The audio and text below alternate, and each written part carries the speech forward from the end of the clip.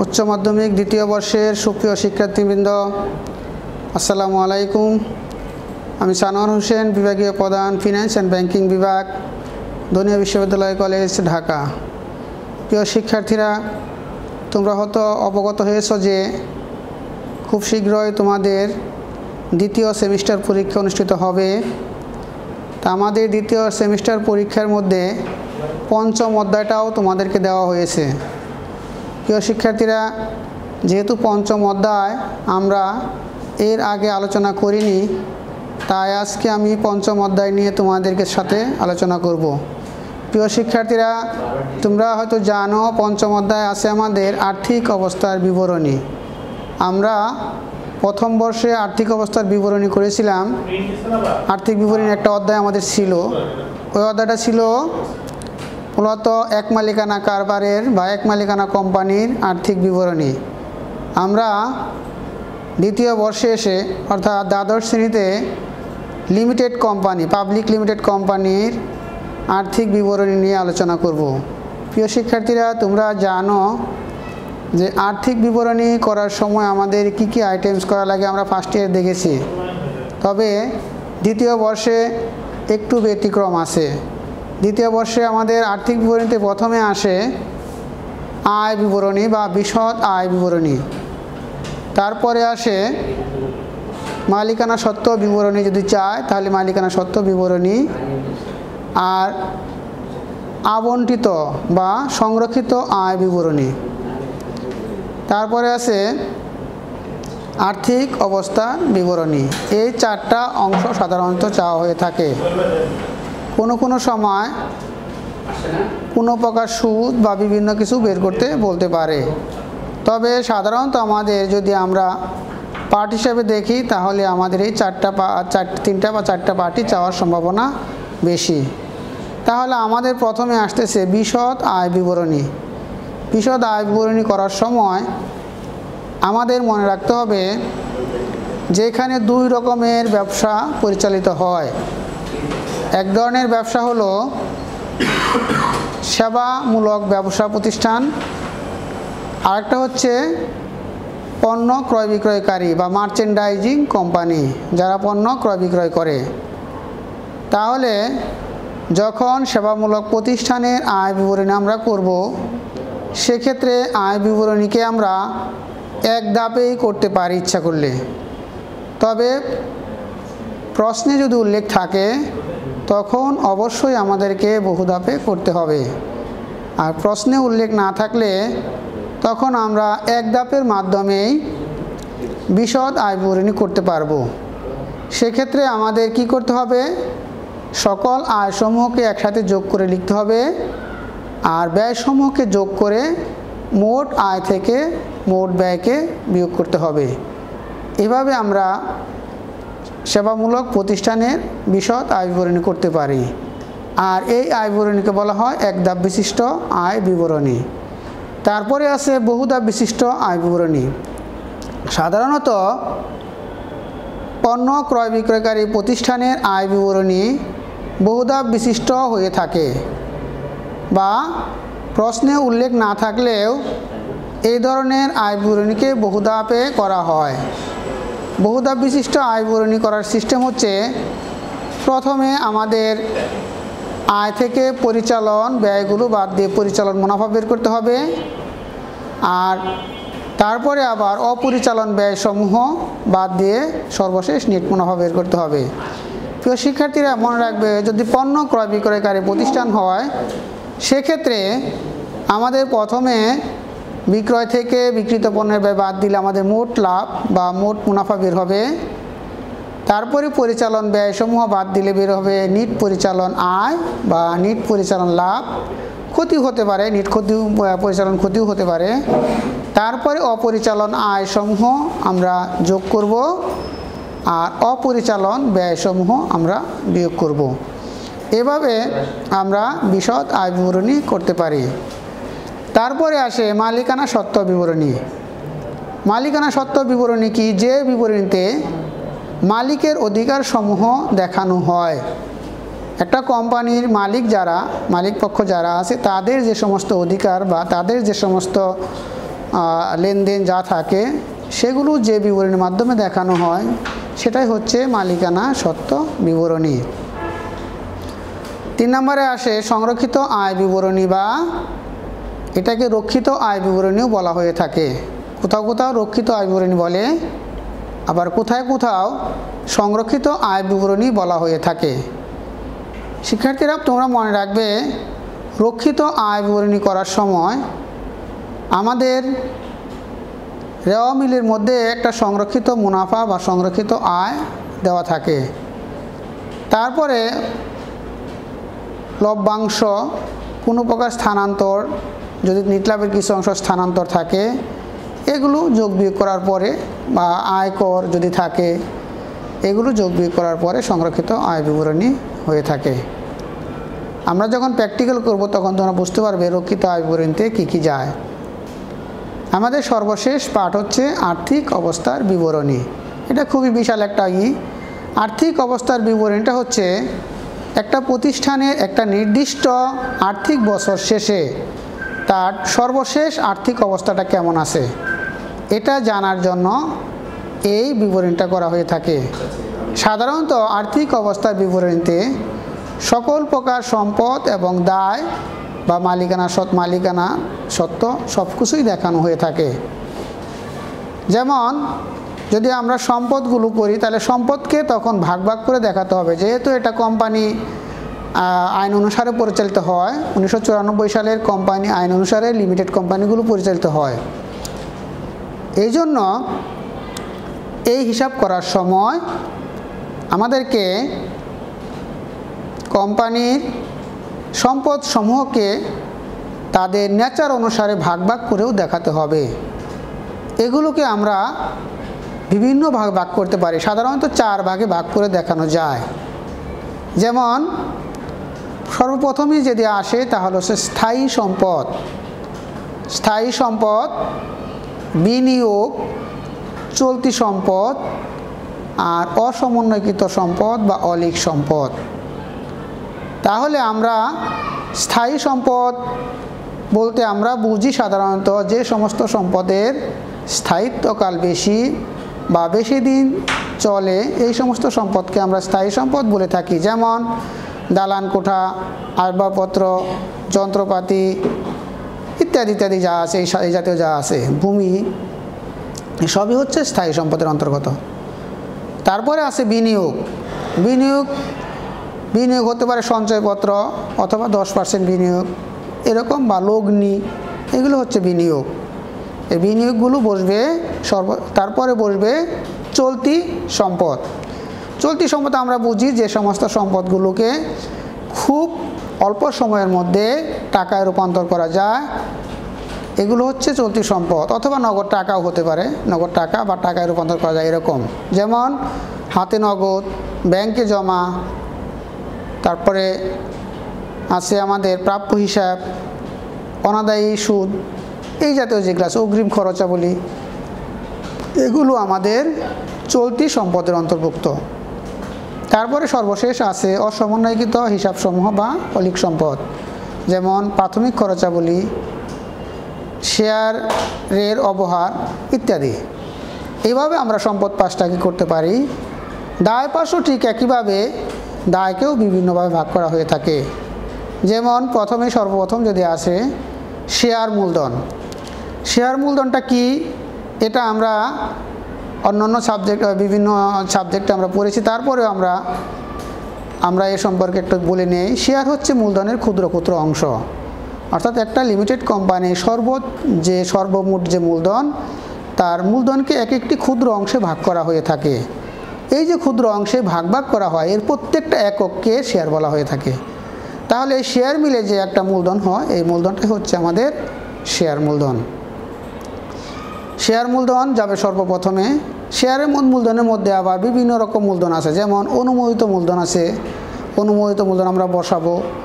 তারপরে ইস্যুকৃত, বিলিখিত, তলবকৃত, আদায়কৃত মূলধন আমরা বসাবো। সর্বশেষ আদায়কৃত মূলধন বসিয়ে আমরা হিসাব ক্লোজ করে দেব, অর্থাৎ শেয়ার মূলধনের টাকাটা বসিয়ে দেব। তারপরে আমাদের আছে ঋণ, দীর্ঘমেয়াদী দায় বা ঋণ, যেমন 10% ঋণপত্র। তারপরে আছে ডিবেঞ্চার যদি থাকে ইত্যাদি।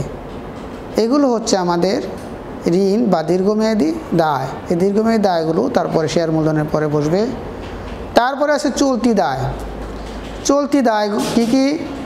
যে সমস্ত দায় খুব অল্প সময়ের মধ্যে 1 বছর বা তার চেয়ে কম সময়ের মধ্যে পরিশোধ করতে হয়, সেই দায়কে সাধারণত চলতি দায় বলা হয়ে থাকে। তাহলে চলতি দায়গুলো কী কী? প্রদেয় হিসাব, বকেয়া খরচাবলী, প্রদেয় নোট ইত্যাদি। এই সমস্ত হচ্ছে আমাদের চলতি দায়।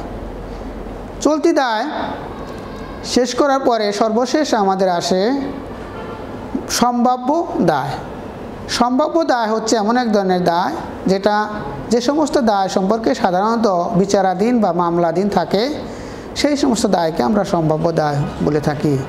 এই ধরনের দায়ের বৈশিষ্ট্য হচ্ছে যদি কোনো কারণে মামলা আমরা হেরে যাই তাহলে এটা আমাদের দায় হিসেবে বিবেচিত হবে, আর যদি আমরা মামলায় জিতে যাই তাহলে হয়তো এটা আমাদের দায় হবে না। এই ধরনের দায়কে সম্ভাব্য দায় বলা হয়ে থাকে। সম্ভাব্য দায় হচ্ছে দায় পাশের সর্বশেষ আইটেম। আর সম্ভাব্য দায়টা সাধারণত দায় পাশের বিবরণের কলামেই বসে, টাকার ঘরে এটা বসে না, এটাকে টাকার ঘরে বসানো যায় না। এই হচ্ছে আমাদের আর্থিক বিবরণীর সংক্ষিপ্ত নিয়ম থিওরিটিক্যাল আলোচনা।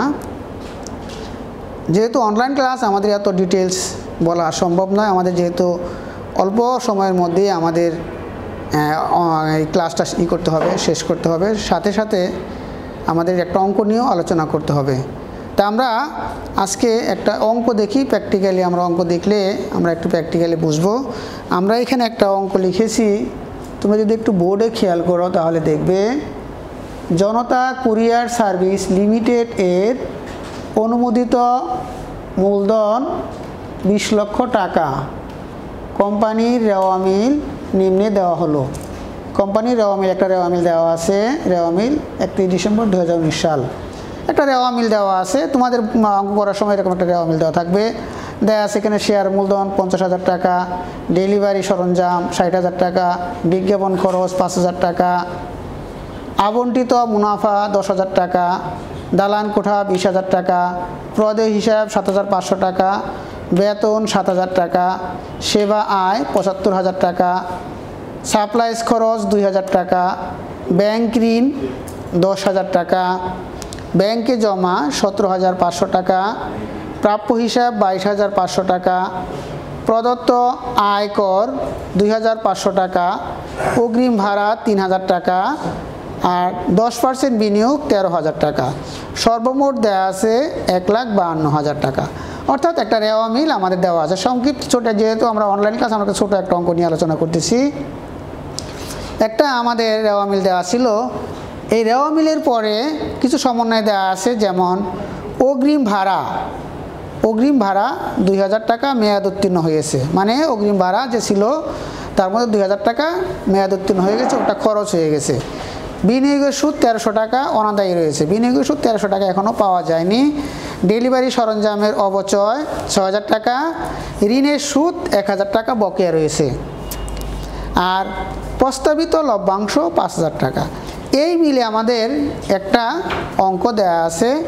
আমরা এখন করণীয়গুলো দেখি। অঙ্কটার করণীয়গুলো কি কি আছে? রেওয়া মিল হতে বহির্দায় নির্ণয় করো। প্রথম 1 নাম্বার, ক নাম্বার বলছে রেওয়া মিল হতে বহির্দায় নির্ণয় করো। খ নাম্বার আয় বিবরণী প্রস্তুত করো। গ নাম্বার মোট সম্পদের পরিমাণ নির্ণয় করো। আমাদের এই অঙ্কটা যদি আমরা একটু লক্ষ্য করি তাহলে আমাদের 3টা পার্ট, আমরা জানি যে আমাদের 3টা পার্ট চাওয়া হয়ে থাকে সৃজনশীল নিয়মে। এখানে 3টা পার্টই চাওয়া হলো। তাহলে আমরা দেখি এখন যে প্রথমে আমাদের বললো কি বহিদায় নির্ণয় করার জন্য রেওয়া মিল হতে। তাহলে রেওয়া মিলে আমাদের বহিদায় কোনটা কোনটা আছে ওটা আমরা বসিয়ে দিলাম। তাহলে বহিদায় ক নাম্বার বহিদায়ের পরিমাণ নির্ণয় লিখে আমরা একটা টাকার ঘরে একটা বিবরণী ঘর লিখছি। প্রদেয় হিসাব, এটা আমাদের বহিদায়। বহিদায় বলতে বোঝায় বাহিরের লোক আমাদের কাছে যে টাকা পাবে। যদিও এখানে মূলধন একটা দায়, কিন্তু মূলধনকে এখানে বসানো যাবে না, কারণ মূলধন হচ্ছে মালিকানা তহবিল বা মালিকানা সত্ত্ব, এটা বহিদায় না, এই জন্য মূলধন বসবে না। তাহলে প্রদেয় হিসাব যেটা ছিল এটা বসে গেছে, আর 10% ব্যাংক ঋণ, এই দুটাই বসে গেছে। অর্থাৎ এই দুটাই হচ্ছে আমাদের এখানে বহিদায়। যেহেতু রেওয়া মিলের বহিদায়ের কথা বলেছে, এই জন্য আমরা বকেয়া ঋণী শোধটা এখানে নিতে পারিনি। কেন? রেওয়া মিলে যা আছে শুধু আমরা ওগুলোই বসাবো এখানে, অন্যগুলো এখানে বসানো যাবে না। এই জন্য রেওয়া মিলে দুইটাই ছিল বহিদায়, আমরা দুইটা বসিয়ে দিলাম। আমাদের খ নম্বরে বলেছে আয় বিবরণী প্রস্তুত করো। তাহলে আয় বিবরণী যদি প্রস্তুত করি, আমরা আয় বিবরণী প্রস্তুত করা তোমরা নিয়ম জানো, একটা ছকের মাধ্যমে আয় বিবরণী প্রস্তুত করা লাগে, আমরা ফার্স্ট ইয়ার দেখেছি। তাহলে জনতা কুরিয়ার সার্ভিস লিমিটেড এর বিশদ আয় বিবরণী 2019 সালের 31 ডিসেম্বর পর্যন্ত সমাপ্ত বছরের জন্য। আমরা জানি আয় বিবরণী, বিশদ আয় বিবরণী করার সময় এভাবে লেখাটা এভাবে লিখতে হয়, একটু কেয়ারফুলি লিখবে তোমরা। 2019 সালে আমি লিখেছি 2019 সালের 31 ডিসেম্বর পর্যন্ত সমাপ্ত বছরের জন্য। এখানে শুধুমাত্র আয় বিবরণীর সময়ই সমাপ্ত বছরের জন্য লিখতে হয়। আয় বিবরণী, সংরক্ষিত আয় বিবরণী এগুলোর ক্ষেত্রে সমাপ্ত বছরের লিখতে হয়। তাহলে আমাদের এখানে আয়গুলো যা আছে, আমরা বলছিলাম এটা একটা সেবামূলক প্রতিষ্ঠান, তাহলে সেবা আয়, এই জন্য সেবা আয়টা বসে গেছে। সেবা আয় আমাদের ছিল 75,000 টাকা, আমরা সেবা আয়টা 75,000 টাকা রেওয়া মিল থেকে বসিয়ে দিয়েছি। তোমরা যদি রেওয়া মিলটা আবার দেখো, খেয়াল করবে, দেখবে যে সেবা আয় ছিল আমাদের 75,000 টাকা, এটা আমরা বসিয়ে দিয়েছি। বাদ পরিচালন খরচ, পরিচালন খরচ বা ব্যয়, পরিচালন খরচ বা ব্যয় যদি আমরা বলি, আমরা অনেক সময় পরিচালন খরচও বলি, অনেক সময় ব্যয়ও বলি, সমস্যা নেই, যেটাই বলো। তাহলে এখানে দেয়া আছে বেতন খরচ 7,000 টাকা, সাপ্লাইস খরচ 2,000 টাকা এটা দেওয়া ছিল, বিজ্ঞাপন খরচ 5,000 টাকা এটা দেওয়া ছিল, ভাড়া খরচ 2,000 টাকা, ভাড়া খরচ 2,000 টাকা সমন্বয়ে বলা ছিল, অগ্রিম ভাড়ার 2,000 টাকা মেয়াদ উত্তীর্ণ হয়েছে, এই জন্য 2,000 টাকা এখানে বসেছে। আর অবচয় খরচ ডেলিভারি সরঞ্জাম 6,000 টাকা, আমাদের অবচয় খরচ বলা ছিল রেওয়া সমন্বয়ের মধ্যে ডেলিভারি সরঞ্জামের অবচয় 6,000 টাকা, ওটা আমরা বসিয়ে দিলাম। তাহলে সবগুলো যোগ করে আমরা আয় থেকে বাদ দিলে যা পাবো তার নাম হচ্ছে পরিচালন মুনাফা বা পরিচালন আয়, পরিচালন মুনাফা অথবা পরিচালন আয়। তাহলে পরিচালন মুনাফা বা পরিচালন আয় হলো 53,000 টাকা। এখানে পরিচালন মুনাফা বা পরিচালন আয় 53,000 টাকা। এখন আমাদের কি করতে হবে, এটার বাকি অংশটা আমি এখানে লিখেছি। পরিচালন আয় থেকে সাথে এখন অপরিচালন আয়টা যোগ করতে হবে। তাহলে যোগ অপরিচালন আয়, অপরিচালন আয় কি আছে, বিনিয়োগের সুদ একটাই আছে আমাদের, বিনিয়োগের সুদটা এই 53,000 টাকার সাথে 1300 টাকা যোগ করে পাইলাম আমরা 54,300 টাকা। আর বাদ যাবে এখান থেকে অপরিচালন ব্যয়, তাহলে অপরিচালন ব্যয় আছে কি, ঋণের সুদ একটাই আছে আমাদের, ঋণের সুদ সরি। তাহলে ঋণের সুদ আমরা যদি বাদ দেই তাহলে আমাদের 53,300 টাকা, এটাই হচ্ছে নিট আয় বা লাভ, এটাই হলো আমাদের নিট আয় বা লাভ। তাহলে আমরা আমাদের বিশদ আয় বিবরণীটা আমরা খ নম্বরে বলেছিল আমরা করে ফেললাম। গ নম্বরে আমাদের বলছে কুরিয়ার সার্ভিস এই কোম্পানিটার সম্পদের পরিমাণ নির্ণয় করো, মোট সম্পদের পরিমাণ। তাহলে আমরা এখন এই গ নম্বরটা এখানে দেখি যে জনতা কুরিয়ার সার্ভিস লিমিটেড এর আর্থিক অবস্থার বিবরণী আংশিক, আংশিক কেন, যেহেতু আমরা শুধু সম্পদটা নির্ণয় করব এই জন্য আমরা আংশিক লিখেছি। 31 ডিসেম্বর 2019 সাল, এখানে কিন্তু সমাপ্ত বছর লেখার প্রয়োজন নাই, এখানে লাস্ট তারিখের আমরা মনে রাখবো আর্থিক অবস্থার বিবরণী শুধুমাত্র লাস্ট তারিখে, অর্থাৎ শেষ তারিখে হয়ে থাকে। আমরা সম্পদগুলো ভাগ ভাগ করে বলেছিলাম। তাহলে আমাদের প্রথমে আসে স্থায়ী সম্পদ, স্থায়ী সম্পদের মধ্যে আছে দালান কোঠা, আমরা বসিয়ে দিলাম ডেলিভারি সরঞ্জাম, এখান থেকে অবচয় বাদ দিয়ে বসালাম, তাহলে হলো 54,000, তার দুটো যোগ করে মোট স্থায়ী সম্পদ হচ্ছে 74,000। তারপরে বিনিয়োগ আমাদের একটাই আছে 10% বিনিয়োগ, এটা আমরা বসিয়ে দিলাম, 10% বিনিয়োগ বসে গেল। চলতি সম্পদ, চলতি সম্পদের মধ্যে কি কি আছে, ব্যাংক জমা আছে, তারপরে প্রাপ্য হিসাব আছে, তারপরে অগ্রিম ভাড়া, অগ্রিম ভাড়া কীভাবে, অগ্রিম ভাড়া 3,000 টাকা ছিল, 2,000 টাকা খরচ হয়ে গেছে, বাকি 1,000 টাকা। আর অনাদায়ী বিনিয়োগের সুদ, এটাও আমাদের চলতি সম্পদ। এই সবগুলো যোগ করে আমরা পেলাম 42,300 টাকা। এখন এই আমরা সবগুলো যদি যোগ করে দিই তাহলে 1,29,300 টাকা, এটা হচ্ছে আমাদের সর্বমোট সম্পদের পরিমাণ। এটাই আমাদের বলেছিল গ নম্বরে যে সম্পদের পরিমাণ নির্ণয় করো। শিক্ষার্থীরা তোমাদের সেমিস্টার পরীক্ষা যেহেতু হবে, সেমিস্টার পরীক্ষা তোমাদের থাকবে হচ্ছে 5 নম্বর অধ্যায়, যেটা বললাম আমরা করলাম এতক্ষণ দেখলাম আর্থিক বিবরণী। 6 নম্বর অধ্যায় আর্থিক বিবরণী বিশ্লেষণ বা অনুপাত বিশ্লেষণ যেটা আছে এটা। 7 নম্বর অধ্যায়ের দুটো অংশ আছে, একটা হচ্ছে উৎপাদন ব্যয় বিবরণী, আরেকটা হচ্ছে বেতন মজুরি। তোমরা একটু মনে রাখবে, আমরা যেহেতু তোমাদের আজকের পরে এর আর ক্লাস নেই এই আমাদের সেমিস্টার পরীক্ষার আগে, তো এই অধ্যায়গুলো থেকে তোমাদের আমরা যেহেতু সময় কম, আমরা সেবামূলক প্রতিষ্ঠানের অঙ্ক একটা তোমাদেরকে দিব, তোমরা একটু ভালো করে খেয়াল করবে। সেবামূলক প্রতিষ্ঠানের যত অঙ্কগুলো আছে এগুলো তোমরা দেখবে আর্থিক অবস্থার বিবরণ থেকে বা আর্থিক বিবরণ থেকে। তারপরে যেটা আছে আমাদের অনুপাত বিশ্লেষণ। অনুপাত বিশ্লেষণের মধ্যে আমরা তোমরা একটু ভালো করে, তোমাদের বই উদাহরণ আছে বিভিন্ন অঙ্কগুলো তোমরা একটু ভালো করে করবে। আমরা সহজ নিয়মে যেসব অঙ্ক আছে এগুলোই দিয়েছি। সাধারণত তোমাদের অনেক সময় 2টা কোম্পানি থাকতে পারে, অথবা একটা কোম্পানি অনেকগুলো অনুপাত করতে বলতে পারে, তোমাদের একটা অনুপাত বিশ্লেষণের একটা অঙ্ক দেওয়া হবে। আর উৎপাদন ব্যয় বিবরণীও আমরা একটা ছোট অঙ্ক, আমরা একটা সংক্ষিপ্ত অঙ্ক তোমাদেরকে দিব, যাতে তোমরা অল্প মানে খুব সহজে যাতে করতে পারো। যেহেতু আমরা এত ডিটেলস ক্লাস করা সম্ভব হয়নি, আমরা মোটামুটি একটা সহজ অঙ্কের মধ্যেই তোমাদেরকে দিব উৎপাদন ব্যয় বিবরণী থেকে। তোমরা উৎপাদন ব্যয় বিবরণী অঙ্কগুলো একটু ভালো করে বাসায় প্র্যাকটিস করবে। বাসায় প্র্যাকটিস করলে তোমরা পারবে ইনশাল্লাহ, আশা করি। উদাহরণগুলো একটু ভালো করে দেখবে। আর সর্বশেষ আমাদের আছে বেতন মজুরি। আমি গত ক্লাসে একটা ক্লাস নিয়েছিলাম, তোমরা হয়তো দেখেছো অনেকেই ক্লাস। তোমরা সেই ক্লাসে দেখে থাকবে যে আমরা বেতন মজুরির একটা সহজ নিয়মের একটা অঙ্কই দেখেছিলাম। বেতন মজুরিতে 3-4 রকমের অঙ্ক আছে, তার মধ্যে সর্বপ্রথম নিয়ম যেটা ছিল ওইটা আমরা দেখেছিলাম। তো আমি চেষ্টা করেছি তোমাদেরকে ওই নিয়মে থেকেই অঙ্ক দিতে। তাহলে তোমরা একটু ওই অঙ্কটা প্লাস ওই নিয়মের যেসব অঙ্কগুলো বইয়ের মধ্যে আছে সেগুলো তোমরা দেখলে আশা করি তোমাদের সেমিস্টার পরীক্ষায় তোমরা ভালো করতে পারবে।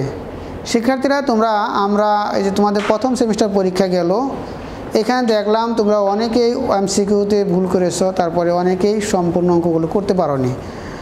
আমি মানে তোমাদের একটু যদি তোমরা পড়াশোনা করো, বাসায় একটু যদি করো, যেহেতু আমরা বাসায় কোশ্চেন দিয়ে দিচ্ছি তোমাদেরকে, তোমরা একটু সহজেই একটু ভালোভাবে পড়াশোনা করলে, আর আমরা যেহেতু ক্লাস খুব নিতে পারিনি তার জন্য আমরা সহজ অঙ্ক দেওয়ার চেষ্টা করি। তোমরা একটু ভাষা একটু ভালোভাবে যদি খেয়াল করো, তাহলে আমাদের মনে হয় সেমিস্টার পরীক্ষাগুলো ভালো করতে পারবে।